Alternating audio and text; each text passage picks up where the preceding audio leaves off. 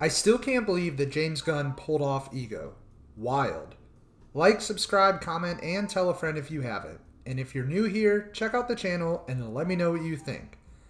Let's dive into Guardians of the Galaxy Volume 2.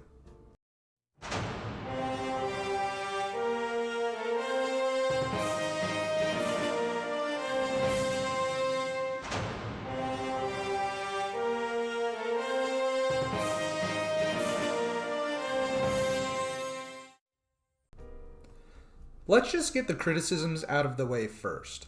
I really don't have a lot of negative thoughts toward Volume 2. However, the ones I do have are kind of substantial ones. I think the factor that prevents this movie from being as good or better than the first one is its pacing. There's a large chunk of this movie, particularly in the middle, where this thing just comes to a screeching halt for about 20 to 30 minutes, and it really throws you out of it. This was something I noticed upon my initial viewing in the theater, and it continues to be a thorn in the side of this movie through further rewatches. And I think this is the largest negative far and away. Outside of the pacing, I don't think some of the jokes land as well as they do in Volume 1. Some are just downright corny and sort of dumb. For example, I've never enjoyed the whole running Taserface gag at all. I've never found it funny. It's like a joke out of a bad 90s sitcom like Friends or something. Probably gonna catch heat for that. Here's another thing I'm gonna get some shit about probably. I think this movie has a Nebula problem. Look, I don't hate Nebula at all. In fact, I think she's a very interesting character, and I will fully admit, as the MCU goes along, she does get better.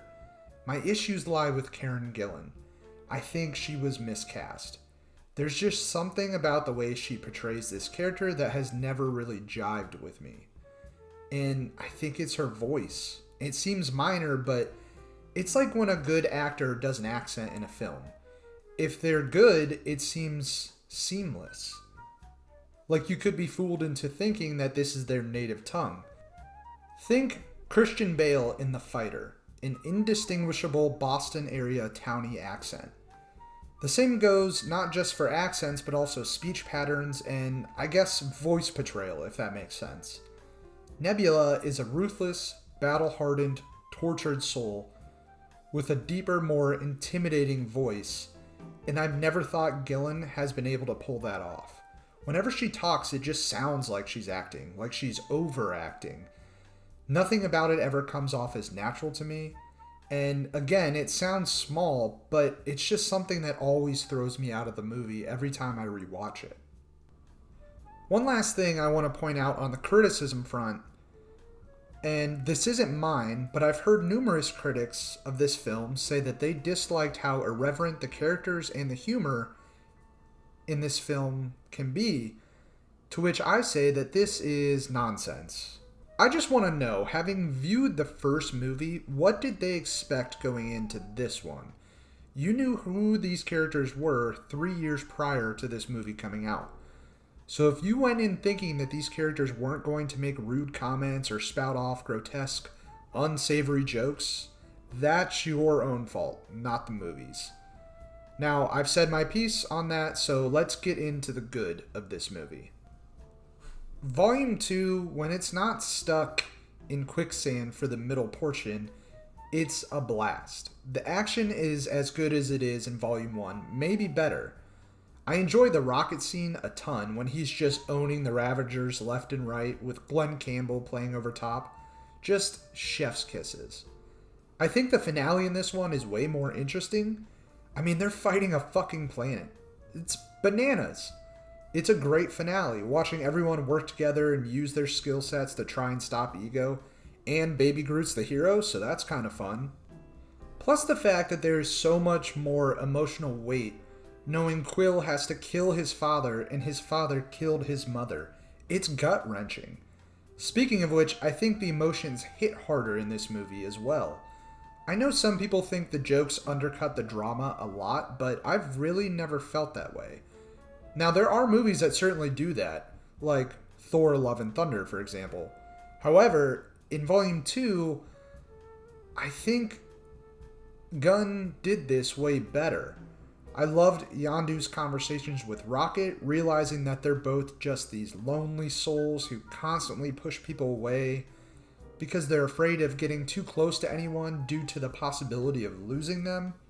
The entire father-son dynamic between Quill and Yondu is also done exceptionally well, in my opinion. It crushes me every time Yondu sacrifices himself to save Quill. Every time. Then, Yondu's Ravager funeral just tugs at the heartstrings. I also appreciate the way Gunn plays out Quill and Gamora's relationship over the course of this series as well.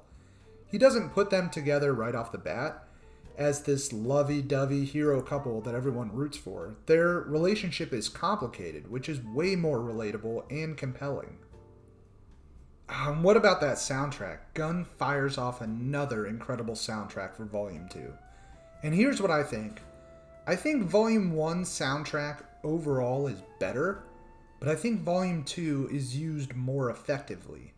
And what I mean by that is, when Yondu gives Quill that advice about using his heart as he's buried in rocks by Ego, and Quill reminisces of all the good times with his friends, and then, bam, The Chain by Fleetwood Mac kicks in. Oh, it's electric. It gets me every time. I just think in this film, those musical moments key in at better emotional moments than in Volume 1. The set designs and special effects are still on point, pretty much as good as they were in Volume 1, which is great because sometimes in these sequels, a director tries to go bigger and grander, and they can kind of lose sight of those sort of things, but Gunn keeps it pretty much on par with Volume 1, which is awesome. The way they utilized Ego was great. We also get a glance at him in his planet form with a full face like in the comics, which was awesome and hilarious. Speaking of Ego, he's a way more interesting and threatening villain than Ronan, who was pretty much nothing, honestly. And I enjoy how they played Ego as this benevolent god-like being, only to flip that on its head in the third act reveal.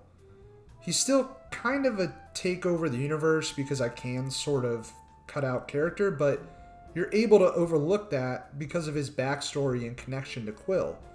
And it makes him a pretty well-written and portrayed MCU villain, and that's refreshing for a change. I'm glad we get to spend more time with the Guardians individually this time around.